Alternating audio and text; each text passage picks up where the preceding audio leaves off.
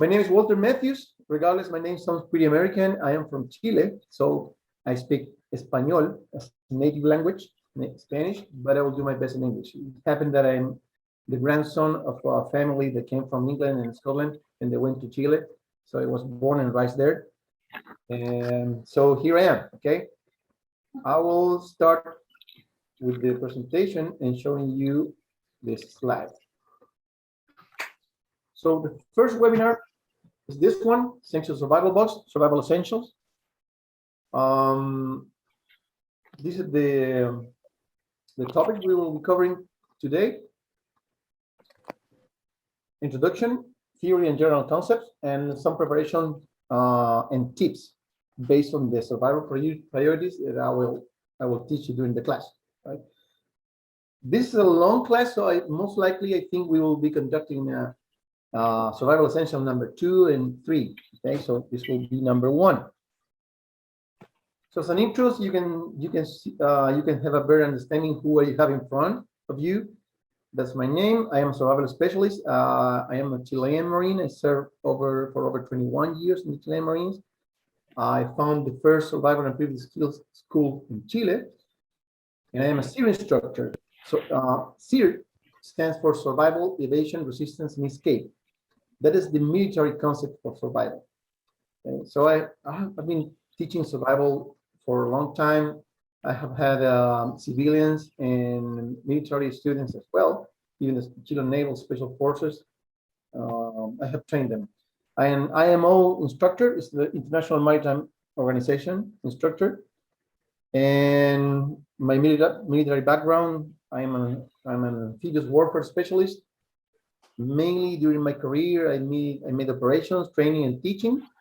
I'm an infantry specialist, amphibious paratrooper, and EOD also.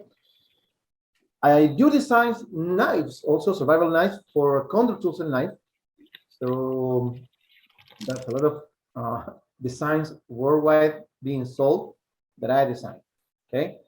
I have a YouTube channel where I share survival techniques. I have published in different magazines, such as Outside Magazine, international one, different articles that I'll be sharing some information to you about. Some TV and newspaper appearance several times. Unfortunately, every time I'm on TV is because something has happened, like people lost in the wilderness or stuff like that. We have a society that is mainly reactive. They are not proactive, you know. So they call me when something happened, which is not good. Radio is the same in magazines. Okay, so we cover really quickly my my background. So we start with the class. So every time we want to conduct, or I want to conduct survival classes or webinars online, especially after the COVID stuff, you start thinking how to do that, how to reach people properly. So I will be doing my best so you can get some very useful knowledge. Regardless, we are not in a hands-on class. Okay. So what we have here is what I call the knowledge diagram. How does it work? So this little dot, the black one that I am pointing with the cursor, represents what we know that we know, right? Know that we know. For instance, I'm a survival specialist. Some of you will be an engineer or whatever. So that is what you know that you know. The yellow area represents what you know that you don't know. So things that you want to learn, such as survival in this case. Oh. And you might know that this symbol represents infinity. Okay, so infinity is what you don't know that you don't know. So sounds a little bit tricky, but it means that you need to understand there are things that you don't even suspect that there are there. Okay, you need to learn that. So the idea is to remain in this area. So your ears and your eyes open to learn everything. Okay. This is the objective of this webinar. We will get some theoretical knowledge with the purpose of facing the first 72 hours of survival scenarios. So why do you think we are talking about 72 hours of scenario? It's really simple, because in statistics, all survival situations stand for up to 72 hours, maybe shorter and sometimes longer, but as an average, 72 hours. 72 hours for the rescue teams to find you, whether it's alive or not, or you are able to find someone that can help you. Okay, so that is why the basic survival skills and knowledge is focused on the first 72 hours.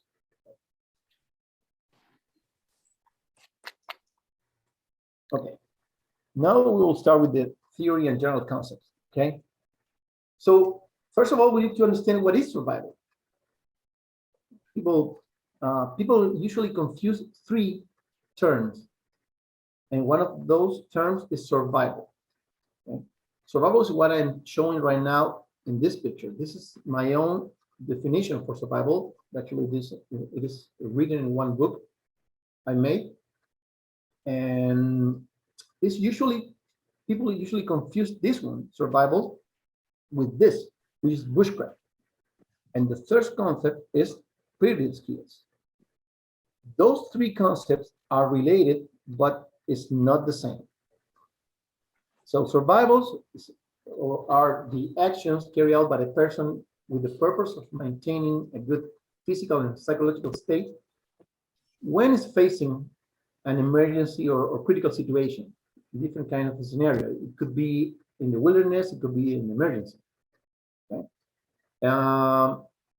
And this person is trying to generate conditions to return to a safe area by their own means or being rescued within the shortest possible time. And it could include improvised elements or patterns or a combination of both elements. That means gear. Bushcraft, second concept. It is actually an art. So basically you take things for the environment and turn those things in something that is useful for you. You start carving wood and you build what you need on the landscape. Okay? And of course, those techniques, bushcraft, for instance, can be used in a survival situation. So that is why it is related, but it's not the same. In primitive skills, every knowledge we get from our ancestors, and that can be applied in a survival situation. It's really important to learn primitive skills. Actually, speaking as a military guy, I can tell you that the most important thing to learn is primitive skills. And tell you what, honestly, the military has not a really good set of skills in primitive area because of the situation.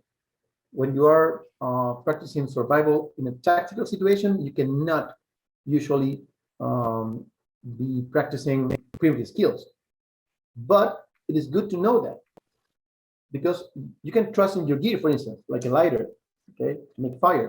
But if you don't have that lighter, you need to be able to build your fire by friction, for instance, and that's a primitive skill. Okay. So before I continue, please let me know if my English is good enough. Are you understanding me? Is the accent an issue or not? I believe what time? Good enough? All right. Thank you, 3G. All right. At least 3G. Okay, cool. All right, let's continue with the class. So you got the difference, right? It's not the same. Survival, bushcraft, and primitive skills. Those concepts are not the same, but they are pretty much related, and you can Hi, combine. Corinne. Sorry to keep bothering you today. Not at all. Not at Oh all. my goodness. My dear, I just found out that I have to actually go to my class I thought I could just do it at home, but I guess we have to you go to another location. I have to go to Walnut Grove, so I would have to leave here at 6:45.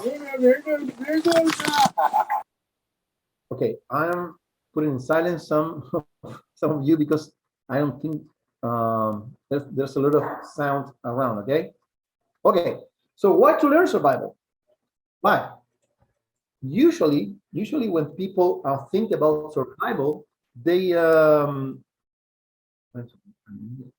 more people joining. That's good. All right, perfect. Okay, so I was saying that why to learn survival? Usually when people think about survival, this is what it comes to their mind.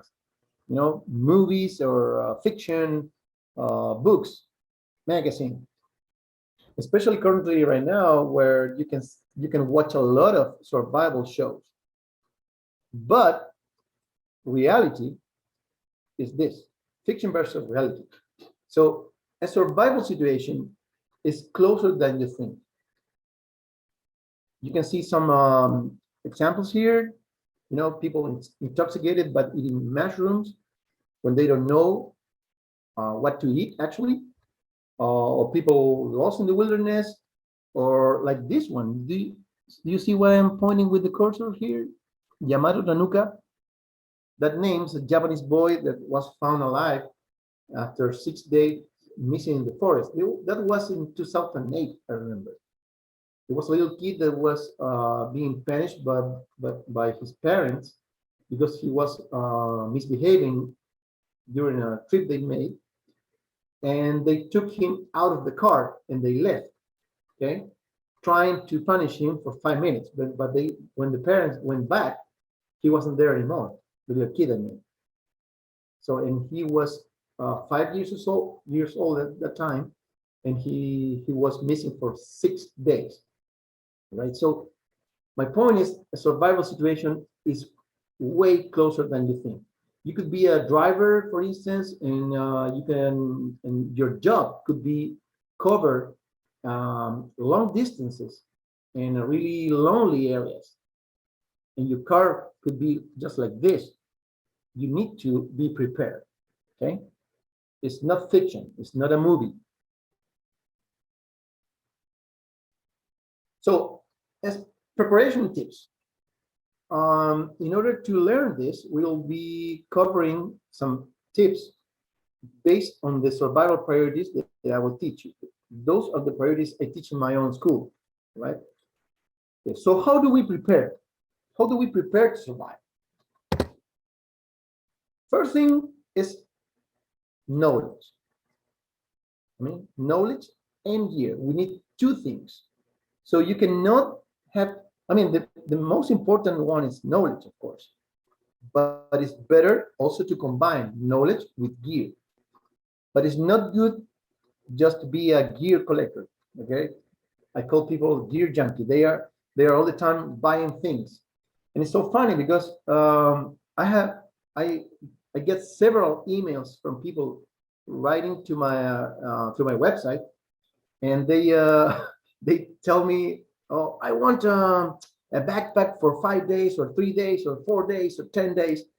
And I ask them, so first of all, did you read what I do in my website? Because I don't sell any gear. What I do, I teach people, right? So I sell knowledge, training.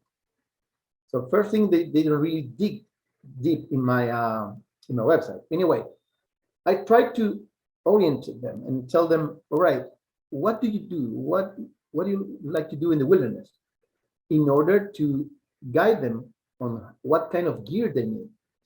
but they don't care. They just want to buy things. And I have met a lot of people that what they usually do is to buy a lot of gear.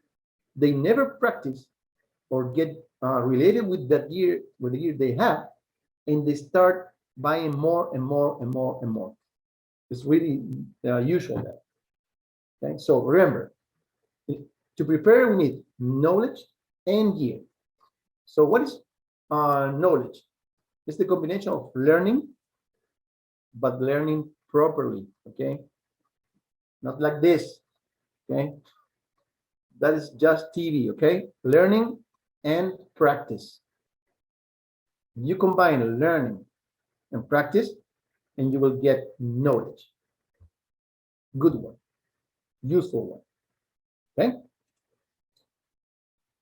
All these concepts, psychology, gear, first aid, priorities, knots, how to fill properly my backpack, because people don't know how to properly put the things inside your backpack. You know? Rule of three, what to eat, what not to eat, primitive skills, basic rule, etc. Remember this diagram, okay? So you don't know what you don't know, infinity. But all this, once you get that knowledge, you need to practice. It's not enough just by doing it once. You need to practice. And how much should we practice? What do you think about? How much should we practice? What do you think? Give me your opinion. How much?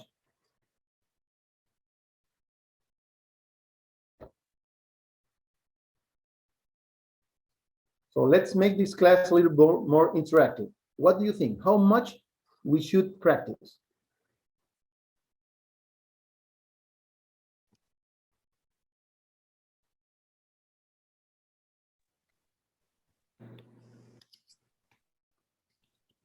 Anyone? Every chance we get. Yes, that's good. But okay, remember this. Amateurs train till they get it done right, which sounds good enough, right? But professionals until they can get it done wrong. See the difference? So let's say that if you learn how to use a ferrocerium rod, you know, a fire starter, if you learn how to do that, it is not enough to do it once.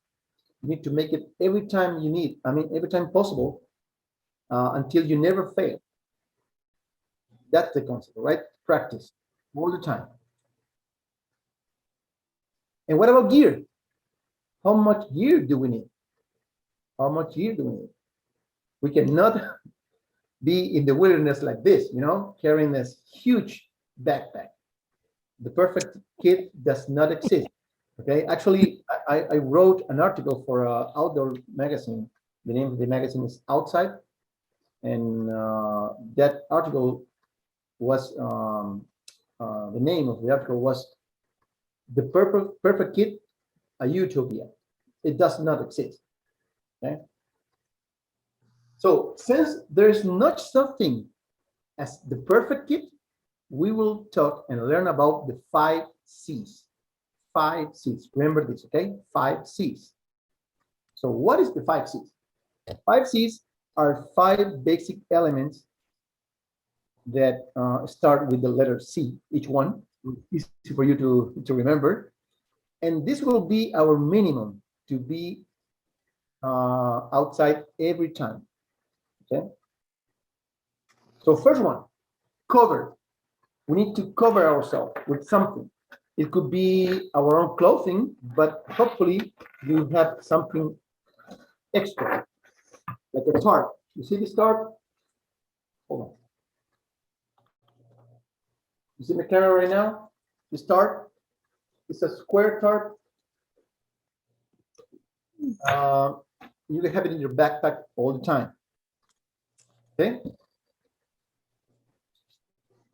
So Vicky and iPhone, you say that you cannot hear me. What about the rest of you? Can you hear me? All right, Carol. Yes, we can hear you. Yes, I understand. Okay, thank you very much for the I feedback. hear you. All right, thank you. So, I can hear you too. This is Carol. all right.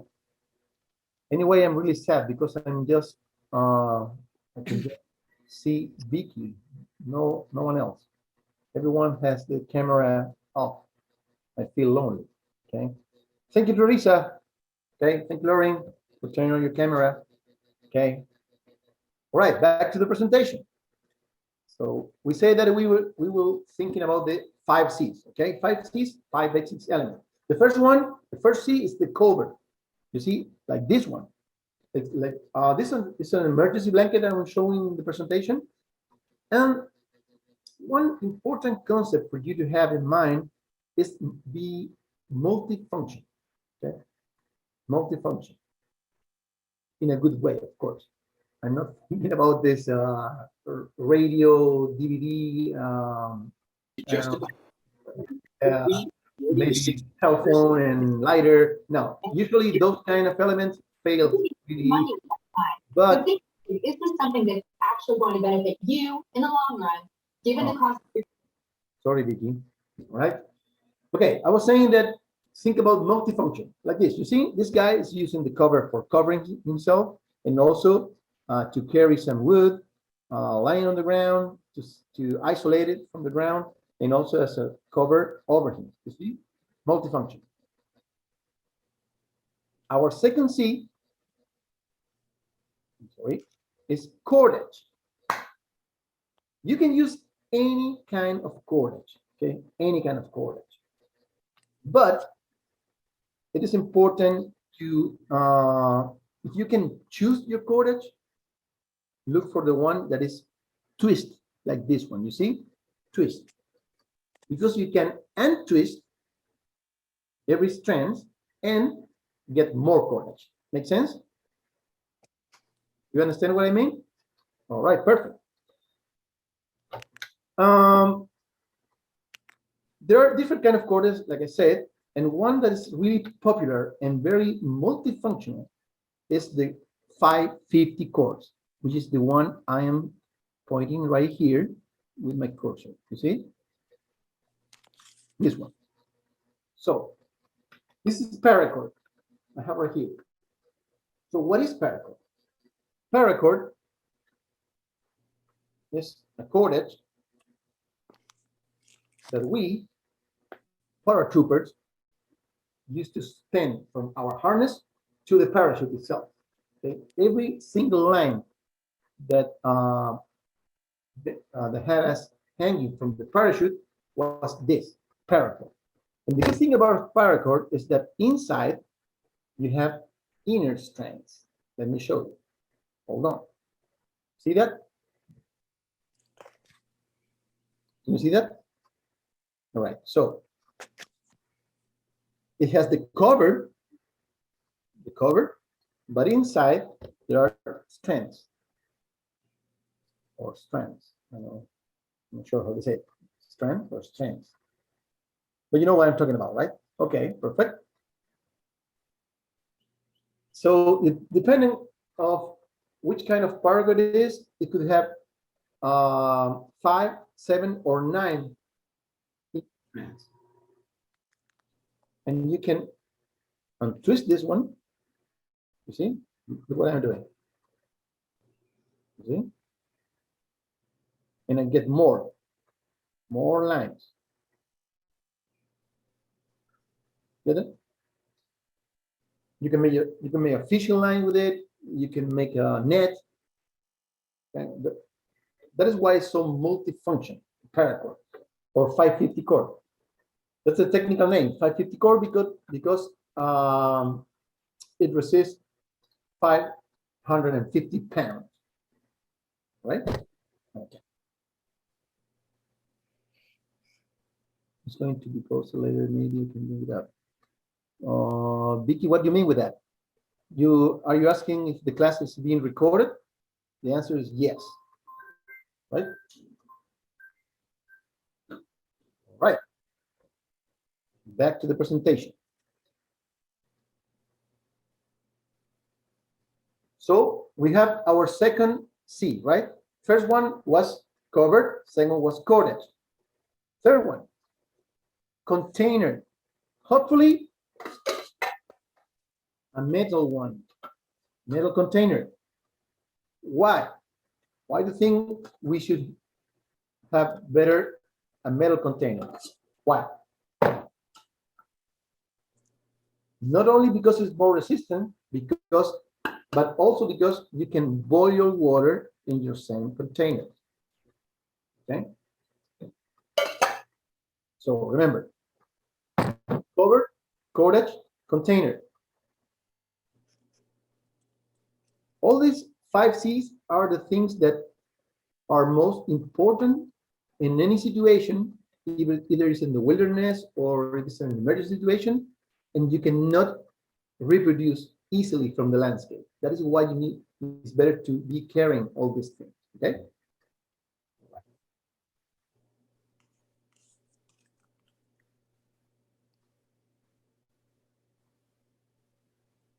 Then, cutting tool, a cutting tool. So this, what we have here is the Rambo knife.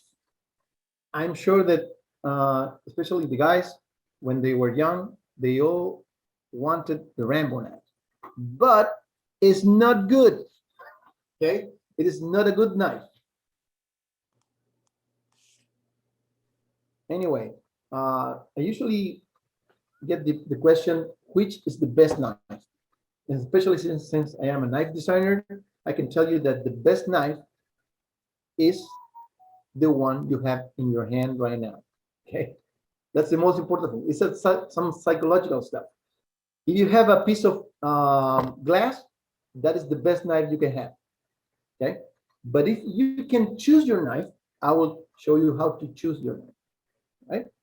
So I was about to say that Rambo knife is not the best knife to choose, but is the one that you have, it is the best, okay? So a cutting tool, a proper cutting tool, you will have ideally 2 knives or 2 cutting tools. So remember, for survival, remember this rule. 2 is 1, 1 is no one, okay? 2 is 1, 1 is no one. Give me 1 second, please. Estoy haciendo clase chiquita, estoy haciendo clase. Okay, 2 is 1, 1 is no one. That means we need a backup. For the cutting tool, we need a backup always. Look what I'm carrying right now. You see, you have a neck knife. This is the one that hangs from my neck. And I have my main knife. This is the one I carry on my belt. Right? So remember, for the cutting tool, 2. Main and secondary one. 2 is 1, 1 is 0. Okay. And how to choose my knife? How can I know which kind of knife do I need? There are many things to consider to choose your knife, but we will make it simple and talk about 2 main groups of knives, okay? The first one is the high carbon steel knife, which means that the steel has a lot of content of carbon. And the other group is the stainless steel knife. So what I do usually, since I like to make practice a lot of bushcraft, I have the main knife in carbon steel, which stains, of course, easily, but the edge is easy to recover because it's more flexible. It's not flexible itself, but I mean it's more flexible compared with the stainless steel. It is harder. Okay. And combine it with a secondary knife, which is stainless steel. And it's about the edge. There are different kind of edge. So this is the Scandi one. You see, with this shape. Right now we are looking at, hold on. I'll stop the slide. You see the camera?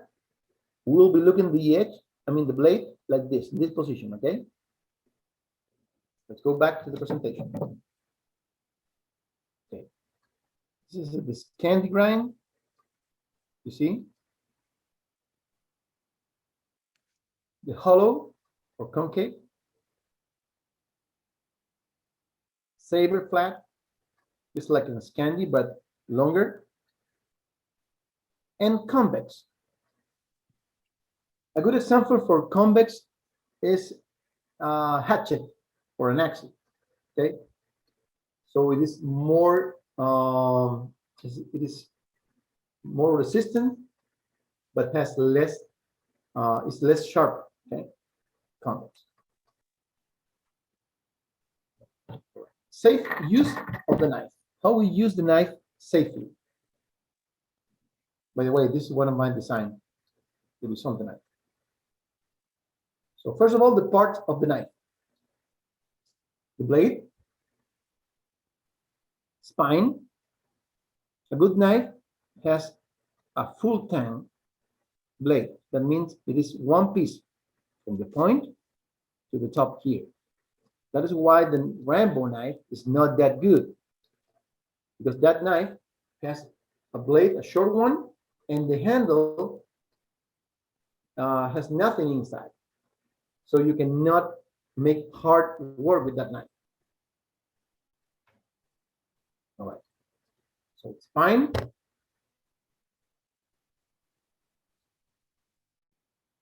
The palm or the butt of the knife, the point, the edge, the handle, pins or rivets.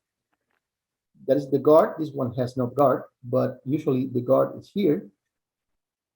The lanyard hole. As a Marine, I put a lanyard hole on everything, because every time we were sailing on rubber boats, if you see something drop, falls from the border of the boat, you won't see it anymore. So I put lanyards on everything. And the choil right here, or ricasso, that's another name, is for when you want to sharpen your blade again. It's easy to do it. So, as about safety procedure to remove the knife. First of all, you make a 360-degree safety check. That means that every time you want to take your knife out of the canvas or out of the sheet, you make sure nothing is around you that can be hurt with the knife. Make sense? Take a look. You're sure that when you take off your knife from the sheet, nobody will get hurt. Another thing to consider is the direction or cutting line. That means if I want to cut in that direction, my front side, the thing that I want to cut should be there and nothing else. Another thing is the safety triangle or triangle of the death, which is this one. It's usual to see in some YouTube channels or even on TV, unfortunately, people using knives in a way that is not safety. So if you're carving, for instance, let's say that you want to carve something and you're carving like here. Come on. Can you see me? So when people start carving here, okay, you can easily, go down. Let's say that you are kneel down, right? You're kneel down, and you are holding the stick you want to cut over your leg. You can easily cut your femoral. So that is why you focus on this triangle. I will show again. See this area? Can you see that? All right, perfect. So how to take the knife and how to pass the knife to some other. That's a skill you need to learn. So let's say that I want to give my knife to someone else. First of all, I will hold the knife like this when I take it off from the sheath. And then, let's say that I want to pass my knife to Lorraine. I will take the knife like this, in this position, right? So the spine will be lying on my hand. The point will be towards myself. The edge in this position, pointing up, and I will present the handle to Lorraine. Okay, and she will be not doing this, but this. Okay, so let's say this. I'll give the knife, and the other person take the hand and make this. Then put it in the same position, and I do this, and I lift it up. Okay, that's the proper way to pass the knife to someone. And remember, every time your knife is off from the sheath, you use your knife and immediately it's back on the sheath for two main reasons. First reason, you can easily cut yourself or cut someone else. And the second one, and I have seen this several times, people lost their knife. You may lose it. And it's an essential tool, right? So take care of your knife.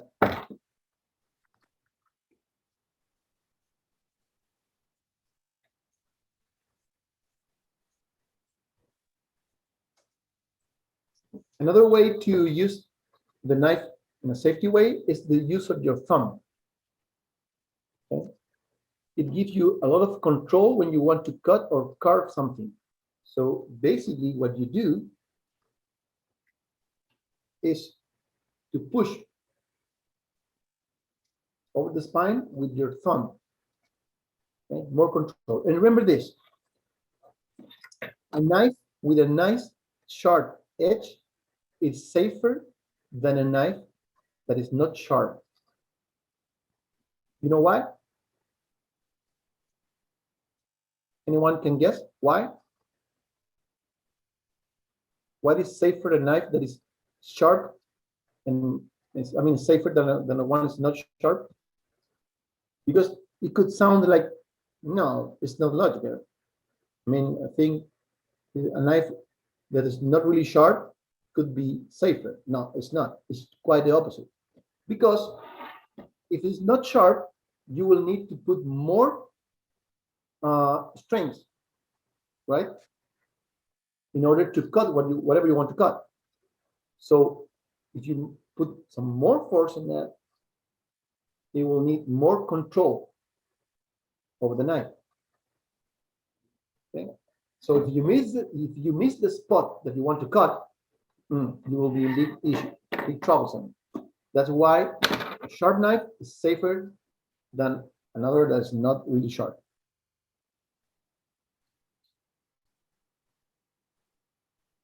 All right.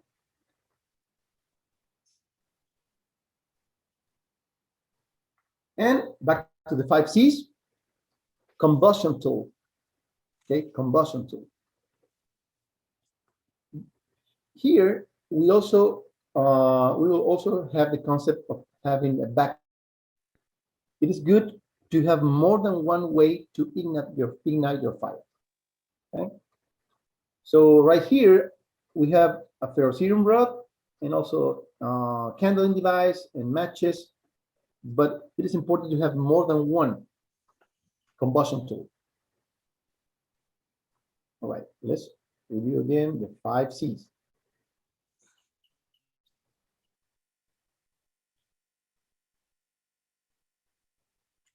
Okay, here we have, you see, cover, cutting tool, combustion tool, cordage, and container. 5 C's. This is the minimum to go outside or to have in your vehicle, in your car, in your backpack, in your emergency backpack. Okay, minimum 5 C's. Any questions so far? Good. All right.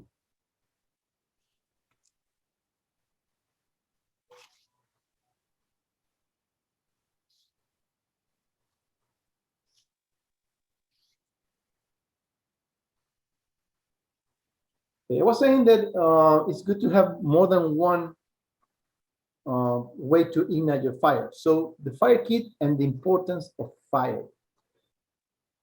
This gentleman here, rest in peace, by the way, is Mort Kochansky. I don't know if you have ever hear about him. And he said this: those who can light a fire properly wouldn't allow themselves to be caught out in the bush without matches or a lighter. And those who will go into the bush without matches or a lighter are probably too stoned to know how to use a bow drill. Okay, that means that if you really know how to make fire in a primitive way, you know how difficult it is. So you are always prepared with with more than one easy way to ignite your fire. Makes sense, right? Perfect.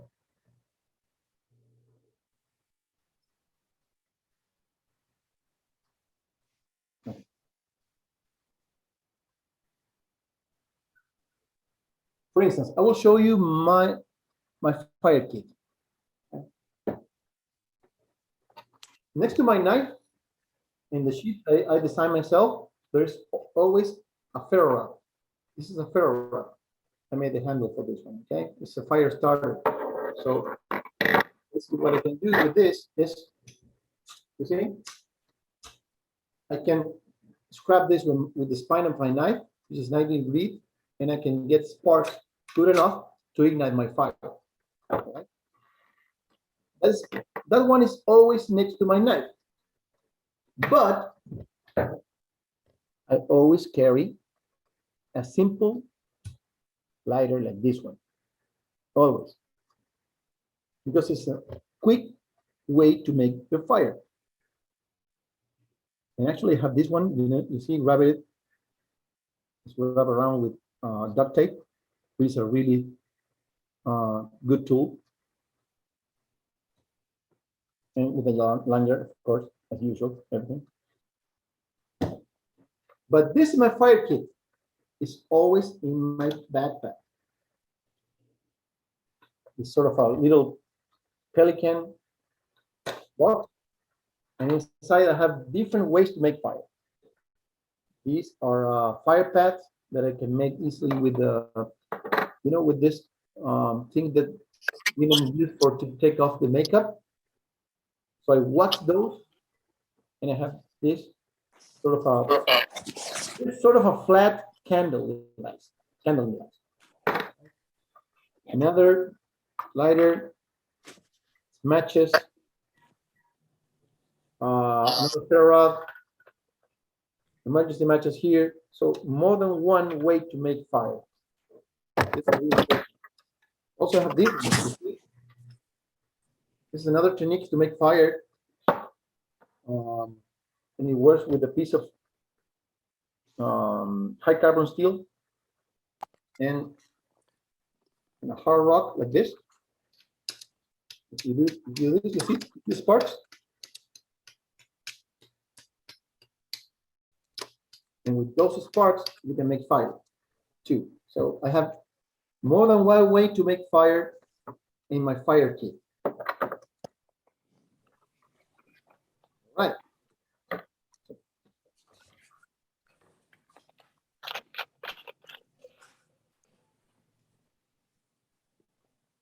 Remember, the 5 C's is the minimum to go outside or to be prepared for anything. And some extras.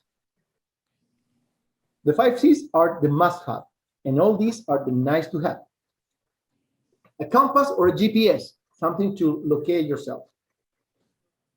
Remember when I told you about having things multifunction? Well, for instance, this compass, of course, is for navigate, but you can also use it as a signaling device. Cargo or duct tape. It is a really multifunction tool. You can make practice first aid with it. You can repair your canoe. You can make a tinder bundle. I mean, you can do a lot of things with duct tape. And it's easy to carry. You see, I wrap some on my big lighter and I have some there. Signaling device. Visual, like a mirror, or a whistle. A whistle is a really important one. Flares also. And it's about communication, comms. So here we have a data cell phone, a smartphone, and the basic old Nokia style. See those bricks that has the battery that stands long in difference of the smartphones. Okay. This is a really good one to have inside your car, inside your vehicle, just in case. They always have signal, always, and the batteries stand forever. So it's not bad to have those ones. If you have no access to these old cell phones, remember, every time you are in the wilderness or you are in an emergency situation, disconnect the data unless you really need it, so you can use it just as a regular phone and save battery, okay? A simple AM/FM radio allows you to know what is happening around. If you are lost, you look for a position with a good signal, you will be able to know if they're still looking for you or what are the main efforts to locate you. So it is good to have this radio. Cotton bandana or shemax, like this one. It is a way to cover, but you can also use it for first aid. You can make charcoal with it. You can filter water with it. So it is a good tool.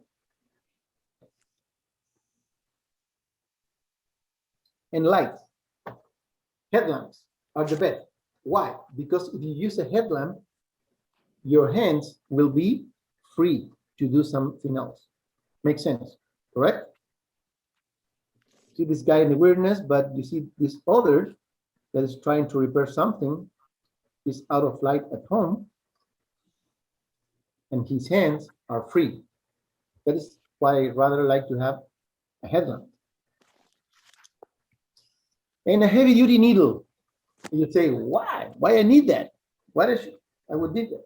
You need it because if you are outside, and let's say that your clothes, your shoes, or your tent, your tarp is broken or ripped, you can repair it with that heavy duty needle. What about the line? Well, you already learned that you have the cordage, and you can untwist this, and you can repair your shoes with that, or your tent, or whatever it is. Okay, so a heavy duty needle. And where to store that heavy duty needle? Look what I do. See the sheath of my knife? Look at the other side. I just place a piece of duct tape, and there's my needle. Can you see that? All right. Easy. Nice and easy.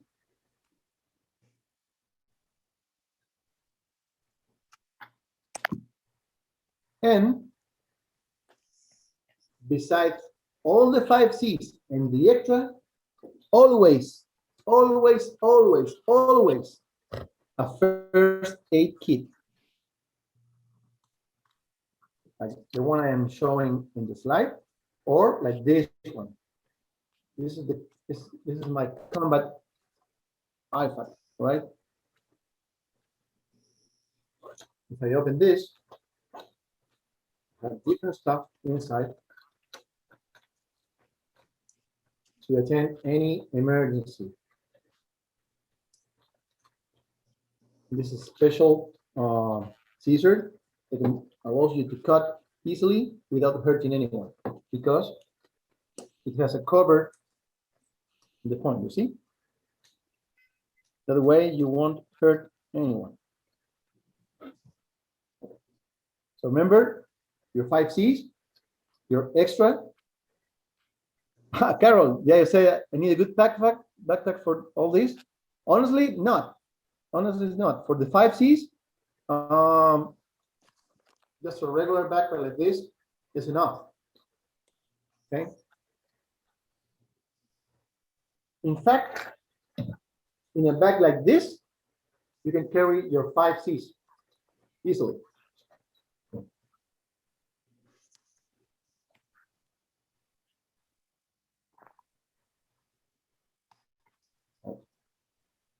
Thanks, Trinity.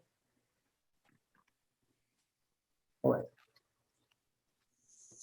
We will go now over the difference between this concept, survival kit, emergency backpack, and EDC. It is not the same, and people think it is the same, or is the same concept. It is not. I wrote another article about that. So, concept related with kits. I already said that there are three different stuff. Okay, survival kits, backpacks or emergency kits, and EDC. Also, there are difference between all those regarding what is inside. It could be organic or inorganic, perishable or inert kits. So the material that is inside, that are inside the kits, make the difference. Food, medicines, you know, or non-perishable materials like tarp, ferro rod, wire, knife, etc. Survival kits. So materials, inert or perishable, that you put inside a bag or any container with the purpose of supporting you if you are in a special situation, emergency situation, or either in the wilderness or after a catastrophe. Survival kits. Backpacks or emergency equipment is not the same. It's related, but it's not the same. You see, that is why I put this mask right here. It is more related with emergency scenarios, like an earthquake or tsunami. I personally faced several earthquakes and a tsunami. Actually, I lost my home in 2010, in the tsunami in 2010. My house used to be 60 meters from the coastline. So I found then my house with seaweed hanging from the roof. So I know what I'm talking about, right? And so backpacks or emergency equipment are more related with emergency, like the one I'm describing. And it could look like a survival kit, but with more reinforced in the first aid matters. Makes sense. And an EDC is like the one I'm showing you in the slide. Many people consider EDC a survival kit, but technically it's not. And EDC stands for everyday carrying. So it is something, it's gear that you carry all the time with you, every single day. Every single day. Let's say that, for instance, some of you is diabetic, okay? You have money, you have your keys, you have a lighter, you have a light, but also you have your pills or your injection, insulin. It's something that you cannot stay away, never. Okay, that's an EDC. And it's a small thing that you can carry. The good thing, I mean, no, the point with the EDC is something you need to get used to be carrying. And ideally, not even notice that you have it on you. Make sense? And you see that in this picture of the EDC that I made myself. There's the scissor and a cutting tool or whatever, but there's also money. You see that? Money. Why you need money in an EDC or in an emergency kit? Because if something happened, you have a collapse in the communications and everything. You won't be able to use your card. You will need money. I mean, actual money. And it is good to have two bills of $100 each one, but it's better to have several dollars, so you can split easily. Okay? So remember, your EDC must have the things that you need daily.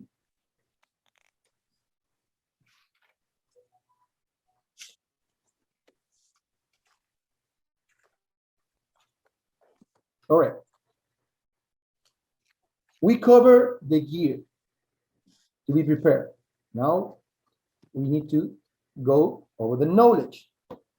But we are in time. We already spent here an hour. Okay. So this will be the end of this first webinar with the survival essentials number 1. It will be another one. Okay, second and third essential. So please stay on. I apologize for all the technical issues in the beginning. Like I explained before, the problem is the Facebook does not allow this, interaction between the slides and the camera. So most likely the second and the third one will be also in Zoom. And I hope to see more people here.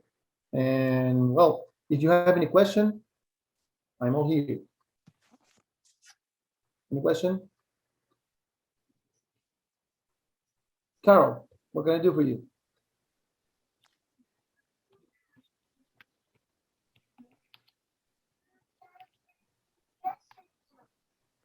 Or you can write in the chat box if you want it. Oh, the next one, yeah, it will be posted in the Survival Box social media. Or if you want to follow me also on Instagram, WM Survival, like is written right there in my window, you see, at WM Survival, or Walter A. Mathews, the Chilean that names as American. Okay. And you can find me on the social media too. Okay. All right. Well, that's it. I hope you liked what you saw in this first 1 hour webinar, and follow us so you can see the next one. Thanks, Lauren. Thanks, Penny.